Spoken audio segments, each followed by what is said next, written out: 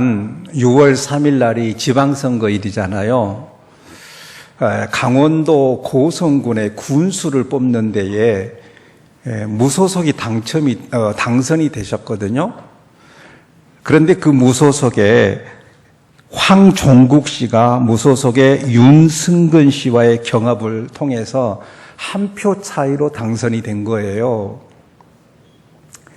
여러분, 한 표 차이로 떨어지고 당선된 차이는 하늘과 땅 사이예요. 당선된 자에게 주어지는 지위, 권한, 그리고 명예, 떨어진 사람은 아예 그것 자체가 없거든요. 그 정도로 이렇게 당선이 됐다고 하는 거, 선택받았다고 하는 것은 중요한 거예요. 우리 예수님께서 이 땅에 오셨어요. 근데 오셨을 때에 이 세상에 수많은 사람들이 계셨거든요.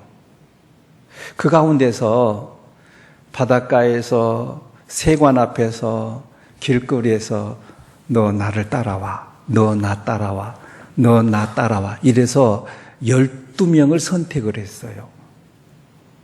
그래서 그 12명의 이 사람들에게 예수님께서 지니고 있는 권한, 능력 이런 것들 다 부여해 주셨단 말이에요. 그러니까 복 중에 복은 어떤 복이냐? 바로 그런 복이다 하는 그런 말씀이에요. 근데 오늘 읽었던 본문 말씀에 이렇게 한 명 한 명 선택을 하셔서 예수님의 그 12제자에 들어갔는데 그 가운데서 단 한 사람, 가룟 유다라고 하는 사람을 우리가 좀 주목을 해보려고 하는 거예요. 가룟 유다가 어떤 복을 먼저 받았던 사람이었느냐? 4가지로 제가 말씀을 드릴게요. 하나는 그 당시 수많은 사람들 가운데서 딱 가룟 유다가 예수님의 초이스, 선택을 받았다라고 하는 거. 이건 복 중에 복이다 그 말이에요. 두 번째는 예수님의 공생애가 3년이거든요. 사생애와 공생애를 나누잖아요. 30세까지는 사생활, 그 다음에 3년은 공생애. 이 공생애 가운데에 3년 동안을 우리 예수께서 이 12명하고 같이 잠자고 같이 지내고 같이 보냈단 말이에요. 여러분, 자기가 좋아하는 사람하고 같이 있다고 하는 것은 이건 행복 중에 행복이고, 같이 있어도 원수 같은 사람은 하루하루가 죽을 맛이거예요. 그러지 않아요? 예, 같이 있다고 하는 건 그렇게 좋은 거예요. 세 번째는 가장 믿을 만했던 사람이 가룟 유다예요. 그래서 그에게 네가 재정을 맡아라 그랬어요. 여러분들도 그 어떤 모임들이 있잖아요. 그러면 총무를 아무나 총무 맡아요? 좀 재정도 맡을 만하고 믿을 만한 사람한테 재정 맡은 거 아니에요? 그렇죠? 그러니까 가룟 유다한테 재정을 맡겼단 말이죠. 그리고 그에게 모든 권한을 부여를 했다 하는 그런 얘기예요. 그 다음에 4번째로 복 중에 복을 받았다고 하는 건 뭐냐면 베드로나 요한이나 야고보 이 3인방이 예수님의 가장 최측근이었는데 가룟 유다가 그 최측근 가운데 한 사람이었다는 그런 얘기예요. 여러분, 사이드에 밀려나는 사람보다도 그 사람 곁에 있는 복이 가장 큰 복인 줄로 믿으시길 바랍니다. 이런 축복을 받았던 사람입니다. 이 세상의 수많은 사람들 가운데서 장로가 되셨다, 권사가 되셨다, 안수집사가 되셨다, 집사가 되셨다, 이거는 복 중에 복인 줄로 믿으시길 바랍니다. 그래서 교회 가게 되면 그 사람의 이름이 있기는 해요. 그런데 이름을 부르기보다도 장로님, 권사님, 집사님 이렇게 부르지 조기태, 네? 정의상 이렇게 안 부른단 말이에요. 주영도 장로님 어디 가셨어요? 주장로님, 장로님 이름 부르면 기분이 안 좋아요, 솔직히. 주영도! 그렇게 되면 기분이 안 좋거든요. 근데 교회 가게 되면 권사님, 집사님, 얼마나 이게 선택받는 축권이냐고요. 축복 중에 축복이다 그 말입니다. 그런데 이 고급스럽고 이 축복된 선택을 받았으면서도 엉뚱한 생각을 하는 분들이 있다고 하는 사실이에요. 오늘 여러분들 이 말씀을 듣고 있으면서도 생각을 엉뚱하게 하는 사람이 지금 드러내지 않아서 그렇지 있다고 하는 사실을 우리는 이 본문을 통해서도 알아야 되거든요. 어떤 생각을 하면서 교회를 봉사하고 교회를 출입하고 예배를 드리고 하나님 앞에 헌금도 드리고 어떤 생각을 하면서 드리느냐가 그렇게도 중요해요. 가룟 유다의 마음에 마귀 새끼라고 그래서 죄송합니다. 이 마귀 놈이 가룟 유다의 마음속에 들어가 버렸어요. 그럼 이제 우리가 알아야 될 것은 그렇게 좋은 이치였고 그 축복된 선택을 받았음에도 불구하고 왜 마귀 놈이 들어갔느냐 그 말이에요. 이유가 있을 거 아니에요. 첫째는 평소 때 예수님을 생각하지를 않아요. 평소 때 예수님을 생각을 안 한다니까요. 오늘 1절 한번 눈으로 보세요. 6월절 전에 예수께서 자기가 세상을 떠나 아버지께로 돌아가실 때가 이른 줄 아시고 세상에 있는 자기 사람들을 사랑하사 뭐라고요? 끝까지 사랑하신다 그랬어요. 여러분, 그래도 그 정도 여러분들 살았으면 사람과 사람하고 아이 컨택을 할 때 눈을 보게 되면 저분이 나를 좋아하는지 싫어하는지 알아요? 몰라요?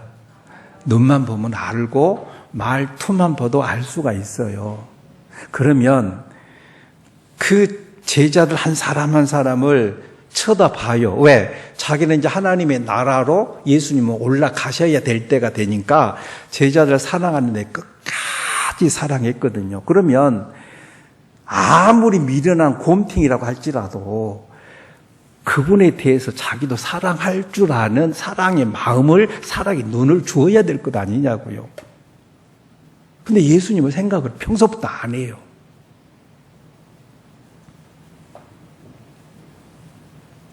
마귀는 이럴 때에 그 마음속에 잘못된 생각을 집어넣어 버립니다. 그러니까 우리도 예배 드리면서 일상생활 가운데 예수를 생각을 많이 해야 되는데 예수 생각을 안 하면 엉뚱한 생각을 마귀가 집어넣어요.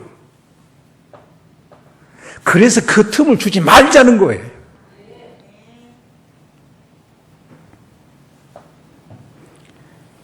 두 번째, 왜 마귀가 그 마음속에 예수님을 팔아버리는 생각을 집어넣느냐? 그것은 돈만 쫓아갔고 돈을 사랑했기 때문에. 그래서 마귀가 들어가 버린 거예요. 12장 1절에 보게 되면요. 앞으로 잠깐 가볼래요? 12장 1절에 유월절 열세 전에 예수께서 베다니에 이르신 이곳은 예수께서 죽은 자 가운데서 살려내신 나사로가 있는 곳이라 그랬어요. 저를 보세요. 우리 예수님은 이 땅에 오셔서 12 제자만 선택한 거 아니에요. 온갖 질병에 걸려있는 병들 다 고쳤어요. 죽은 사람도 다 살려냈다고요. 왜 우리가 교회를 다녀야 되느냐? 왜 예수를 믿어야 되느냐? 우리가 할 수 없는 것들을 예수님은 다 하시기 때문에 교회 다녀야 되고 예수 믿어야 된다 그 말입니다. 예수 믿을 이유가 분명하거든요. 죽은 나사로가 분명히 죽었는데 나사로를 살려냈다고요.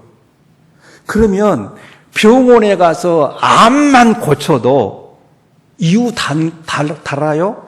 아니 예를 들어서 한 5천만 원 들어갈 것 같습니다. 깎아주세요. 이럽니까?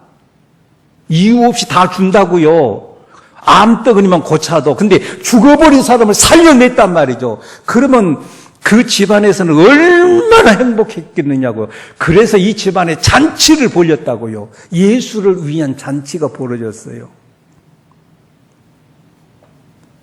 근데 그때 그 순간에 오누이가 있었는데 마리아가 비싼 향유 한 데나니온을 예수님한테 부었네? 근데 그 부어버린 현장을 가룟 유다가 보고 있는 거예요. 눈알이 뒤집혀요. 기절할 정도로 놀란 거예요. 그러면서 뭐라고 얘기를 했느냐? 세상에 그 많은 이 한 데나니온으로, 그러면 노동자의 1년 품삯에 해당되니까 액수가 많은데 그렇게 많은 액수를 어떻게 한 사람 예수님한테 부어버릴 수가 있느냐, 쏟을 수가 있느냐라고 얘기를 한 거예요. 그러면서 이어지는 말이 차라리 가난한 사람들 도와줬어야지, 이렇게 말해요. 우리도 생각이 엉뚱한데 바뀌면 뭐라 한 줄 아세요? 교회가 이것도 하고 저것도 하고 이렇게 하잖아요. 선교도 하고 하잖아요. 그러면 그런 거 하지 말고 가난한 사람들 차라리 도와주는 것이 낫지, 이렇게 생각한 사람이 간혹씩 있네요. 아주 위험합니다. 가룟 유다가 그랬어요. 가난한 사람이 주어야지, 어떻게 한 사람한테 부어버릴 수가 있느냐. 그래서 제가 여러분들 6절을 같이 한번 읽어보겠습니다. 12장 6절인데요. 이렇게 읽겠습니다. 이렇게 말하면 가난한 자들을 생각함이 아니요, 그는 도둑이다. 돈깨를 맞고 거기 넣는 것을 훔쳐가느라. 그러니까 가난한 사람에게 주어야지 말을 했는데 생각은 돈깨를 맡았잖아요. 재정이 들어오면. 그러면은 그걸 가지고 돈을 훔쳐가려고 그랬다. 여기 중요한 단어가 나와요. 가난한 사람을 생각함이 아니라 그랬어요.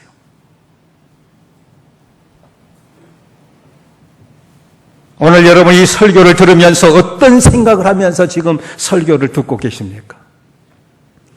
여러분의 눈은 어디다 지금 고정을 하면서 설교를 듣고 있습니까?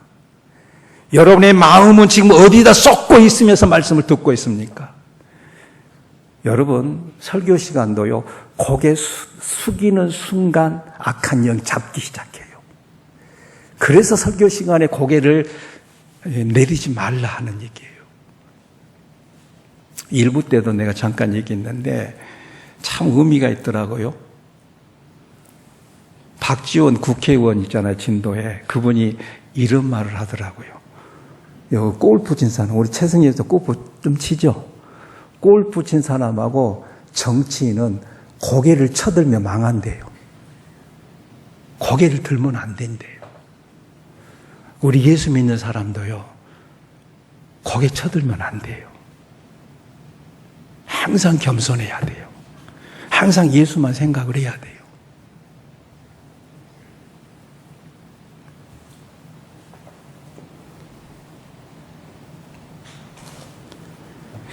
돈을 훔쳐갈 생각을 했어요. 그러다 보니까 거짓말까지 하게 되고, 그리고 그런 생각 속에 마귀가 가만히 있겠느냐고요.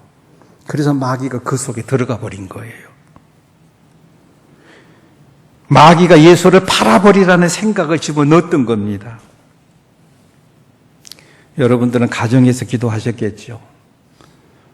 우리 장로님들 오늘 새벽에 한 주간 동안 기도하면서 다 나름대로 기도하는데 저는요, 하나님, 주님과 교회를 위해서 미치도록 목회하다가 마무리할 수 없겠습니까? 감사로 시작하게 할 수 없겠습니까? 그 기도만 했어요. 감사로. 어떻게 예수님을 기쁘게 할 수 있을까? 교회 공동체를 어떻게 건강하게 세워갈 수 있을까? 성도들 위해서 어떻게 축복 기도를 더 많이 할 수 있을까? 생각을 많이 하면서 기도를 했습니다. 여러분, 우리는 길을 걸어가면서도 밥을 먹으면서도 잠잘 때에도 이왕이면 무슨 생각을 많이 해야 되냐? 예수님에 대한 생각을 많이 하기를 주의 이름으로 축복합니다. 교회의 생각을 많이 하시라고요.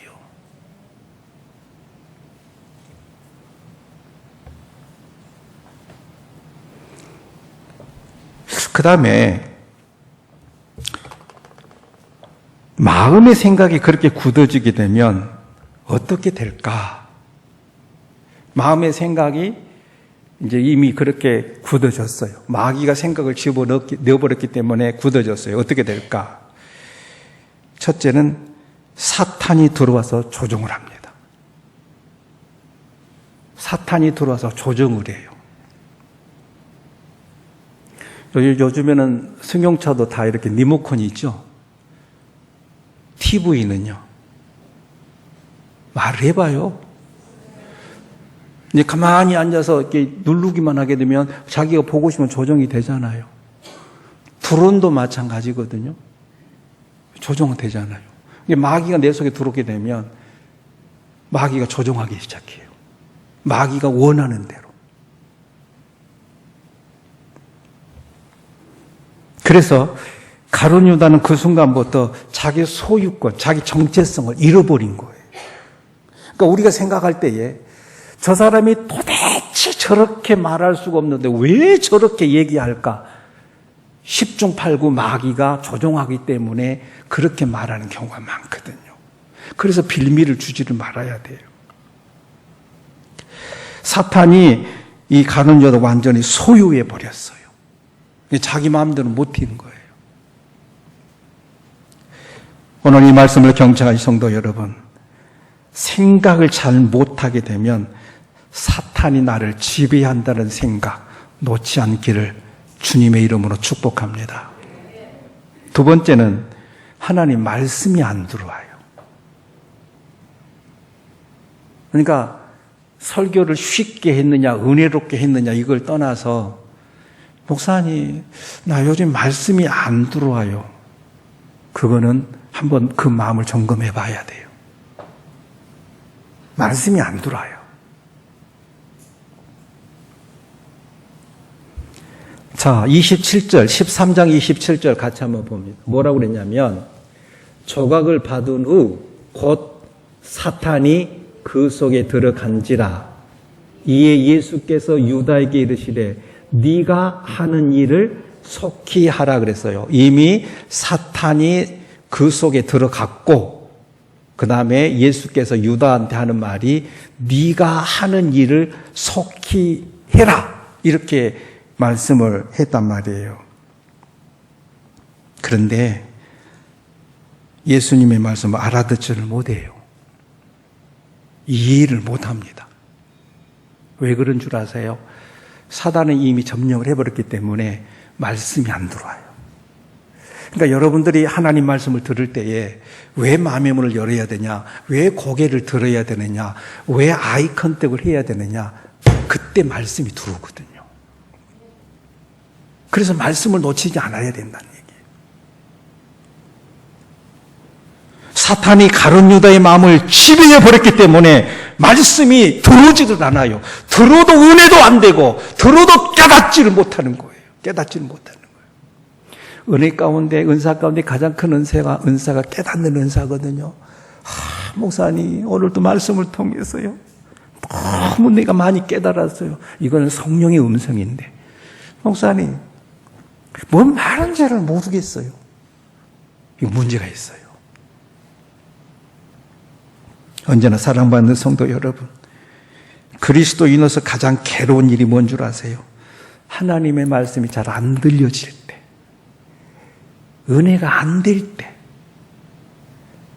이거는 본인 자신의 생각을 한번 바꿀 필요가 있어요. 혹 오늘 말씀이 마음속 깊이 잘 들어오고 있는 겁니까? 생각을 잘 해야 되겠다는 결단이 되십니까? 그러면 은혜가 넘쳐날 줄로 믿습니다. 세 번째는 이런 악한 마음, 마귀가 들어와서 생각이 굳어져 버리게 되면 자기 멋대로 생각을 하게 돼요. 자기 멋대로. 소위 말하면 자기 마음대로 생각을 하게 된다. 28절, 29절을 먼저 같이 읽겠습니다. 같이 읽어요. 28절, 29절. 이 말씀을 무슨 뜻으로 하겠었는지 그 앉은 자 중에 아는 자가 없고, 어떤 사람은 유다가 돈깨를 맡았으므로 명절에 우리가 쓸 물건을 사라 하시는지, 혹은 가난한 자들에게 무엇을 주라 하시는 줄로 뭐하더라? 생각하더라 한 거예요. 예수님께서 가룟 유다한테 그랬거든요. 네가 하고 싶은 일 빨리 진행을 해라고 했더니 그걸 이해를 못하는 거예요. 그래서 자기 멋대로 생각을 합니다. 아, 명절 때가 곧 다가오니까, 6월절이 다가오니까 아마 예수님께서 명절 때에 선물 사가지고 선물을 나눠주라고 하는 것 같다. 이렇게 이제 혼자 그냥 생각을 하는 거예요. 그리고 가난한 자들에게 무엇을 주라고 할까? 이렇게 생각을 해버린 거예요. 예수님의 말씀 그게 아니란 말이에요. 네가 나를 판다고 그랬으니까 그러면 네가 행동 계시를 한번 해봐 라고 했더니 그 말씀을 이해를 못하는 거예요. 여러분, 하나님의 말씀은 들을 때마다 이해가 되기를 축복합니다. 들을 때마다 은혜가 되기를 축복합니다. 들을 때마다 습번지처럼 빨아들이기를 축복합니다.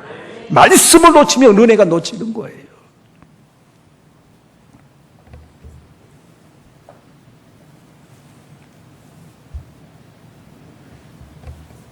오늘 이 말씀을 경청하신 여러분, 하나님의 말씀을 내 마음대로 해석하지 않기를 축복합니다.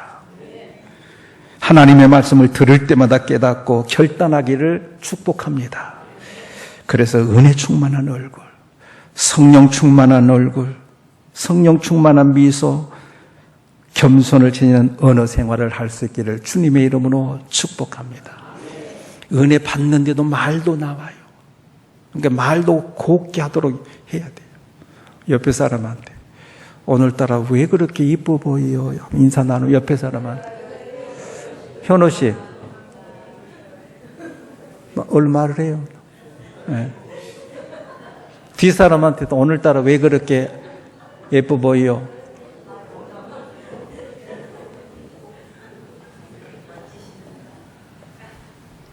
끝나고 나서 인사 나눌 때도 그냥 휙 지나가지 말고 인사 좀 하고 골고루 인사도 하고 그게 얼마나 좋아요. 보기 싫은 사람이 앞에 있다 할지라도 찾아가가지고 아이고 오늘따라 참 곱게 입고 오셨네요 이래야 돼요. 그러면 또 대답을 뭐라고 해야 됩니까? 그렇게 봐주셔서 감사합니다 이래야 될 거 아니에요. 아이고 누가 내가 이쁜 데가 어디가 있어요. 그러면 된다 안 된다? 안 돼요. 말을 항상 이쁘게 하셔요. 은혜롭게 하시란 말이에요. 아멘. 아멘. 생각을 바꿔야 돼. 생각을 바꿔야 돼. 그럼 어떻게 생각을 바꿀 수가 있느냐? 세 가지만 말씀드리겠어요. 하나는 진정한 신앙 고백을 항상 해야 됩니다. 신앙 고백. 솔직히 말해서 가룟 유다는 영리하고 계산 잘하고 촉기가 있어요. 근데 베드로는 정상적으로 공부를 못 해가지고 둔하기는 해요.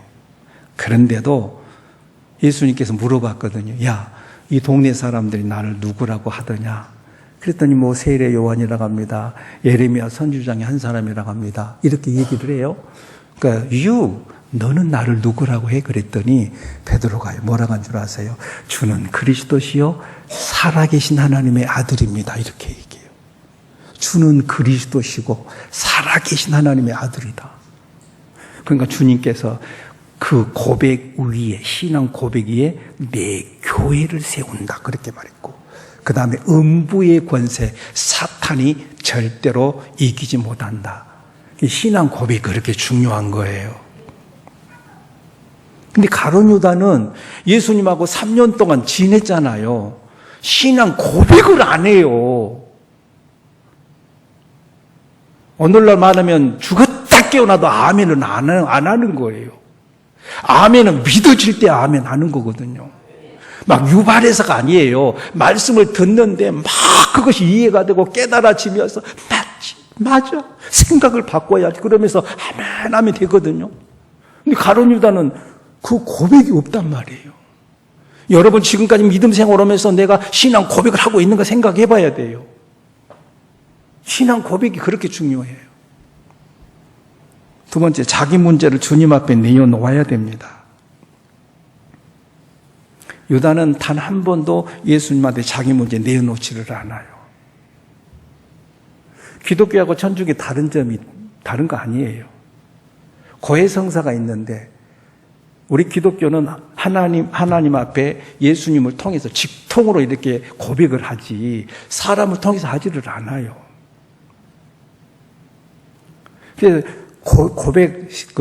고해성사를 하게 되면 그 신부님이 내 과거, 그 다음에 내 잘못 다 알고 있어요.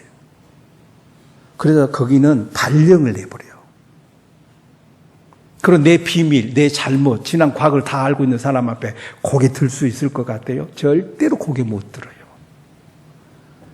그래서 우리는 우리 잘못을 예수님의 이름으로 하나님 앞에 직접 고백하는 거예요. 하나님과 나 사이에 고백 못할 거 뭐가 있냐고요.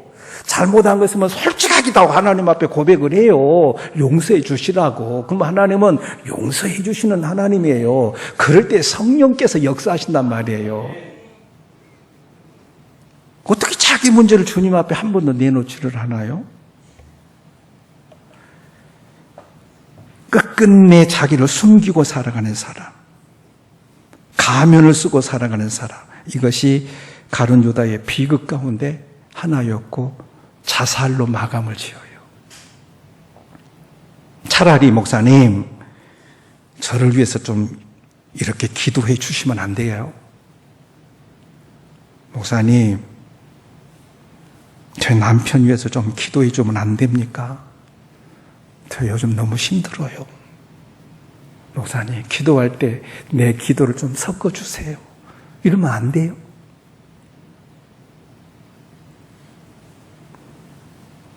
말할 수 있고 자기 문제 주님 앞에 내어놓을 수 있어야 된다.